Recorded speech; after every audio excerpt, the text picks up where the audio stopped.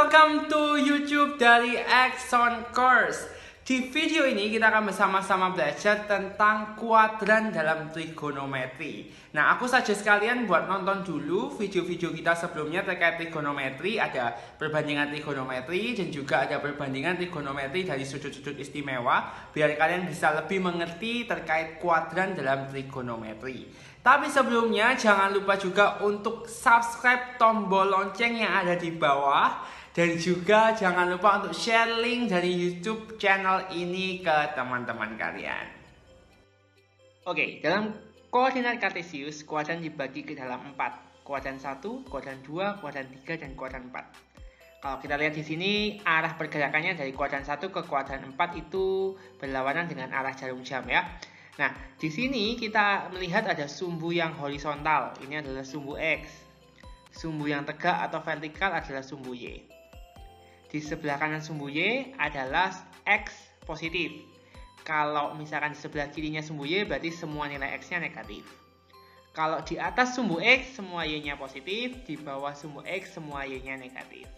Nah, di sini ada sudut-sudut nih. Ada 0 derajat, ini 90 derajat, ada 180, 270, lalu kalau kembali lagi ini adalah 360 derajat. Sudut-sudut ini tidak termasuk dalam kuadran, melainkan mereka adalah sudut pembatas kuadran. Nah, sekarang kita mulai analisis per kuadran.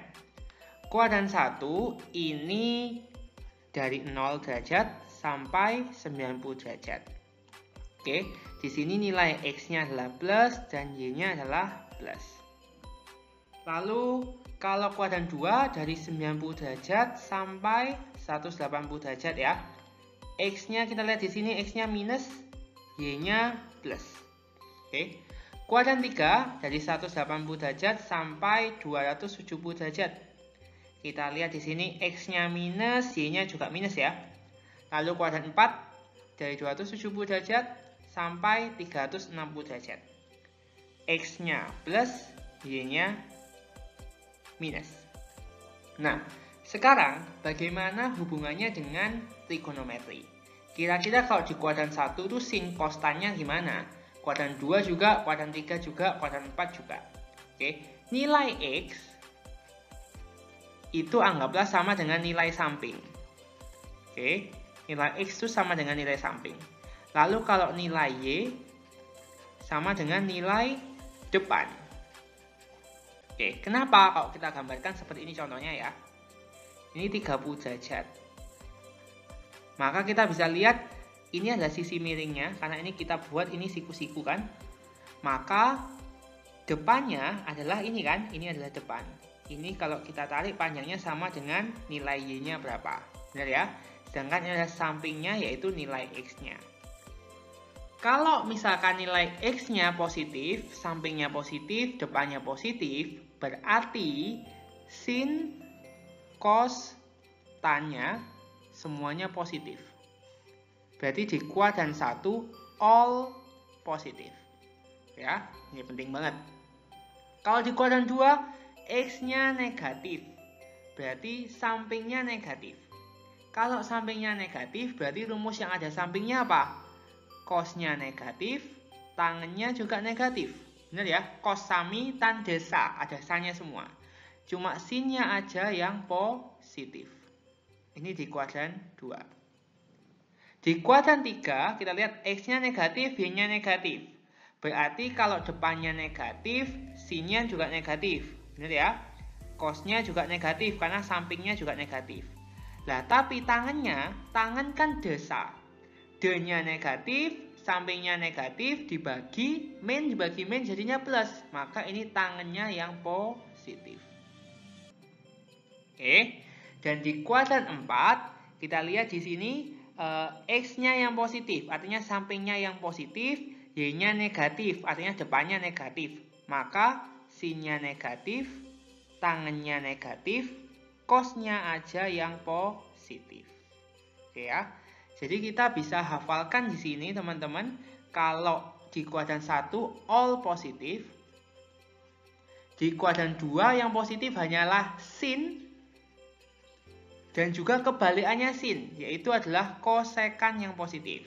Oke ya, karena kalau sinnya plus pasti kosekannya juga plus. Lalu kalau di kuadran 3 tangennya yang positif, maka kebalikannya kotangennya juga positif. Benar ya? Kalau di kuadran 4 hanya cos yang positif, maka kebalikannya sekan juga positif.